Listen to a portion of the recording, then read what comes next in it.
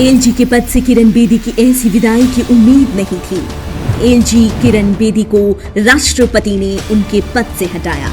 पुडुचेरी में सियासी संकट, फंस गई नारायणसामी की सरकार।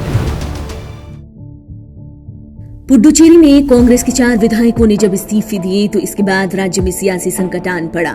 इस्तीफे के बाद मंगलवार को राज्य की कांग्रेस सरकार ने विधानसभा में अपना बहुमत ही खो दिया और मौजूदा सदन में 14 विधायक रह गए कांग्रेस नेत गठबंधन के। अब इस बीच पुडुचेरी की उपराज्यपाल किरण बेदी को राष्ट्रपति ने पद से हटाया और अब इस बारे में राष्ट्रपति भवन की तरफ से जारी एक बयान में जानकारी भी दे दी गई है।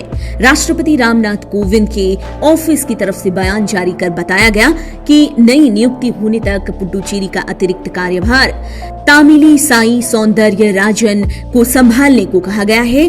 वे तेलंगाना की राज्यपाल हैं।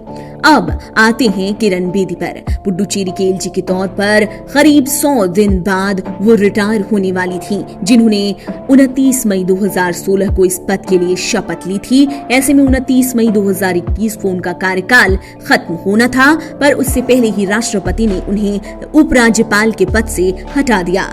इस बारे में और जानेंगे, लेकिन उससे पहले अगर आपने हमारा चैनल सब्सक्राइब नहीं किया तो जल्द कर लें। बेल आइकॉन दबाना बिल्कुल न भूलें। वीडियो पसंद आए तो लाइक करें, कमेंट करें और शेयर करें।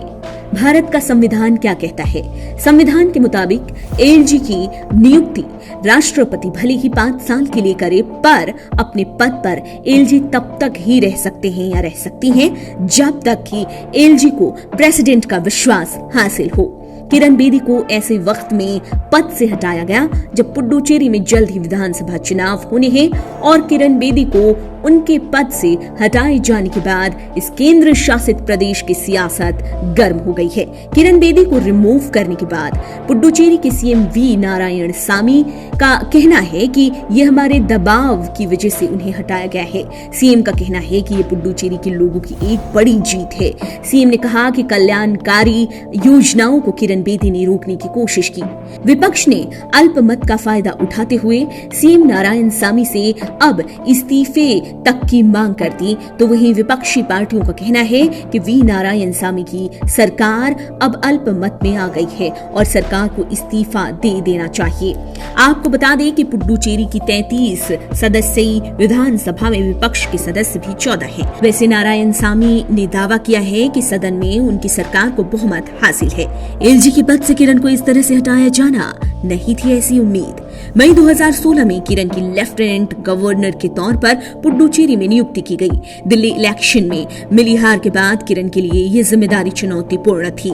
साथ ही इसे दिल्ली चुनाव में किए संघर्ष के लिए उनके रिटर्न गिफ्ट के तौर पर भी देखा जा रहा था। तब दिल्ली चुनाव में हार के बाद राष्ट्रपति भवन से हुई इस नियुक्ति ने किरण के रुतबे को बढ़ा दिया था, लेकिन इस तरह से कार्यकाल पूरा होने से 3 महीने पहले उनके पद से उनको हटाया जाना पचाने वाली बात नहीं, क्योंकि एक सम्मानजनक फेयरवेल की हकदार तो किरण बेदी थी ही।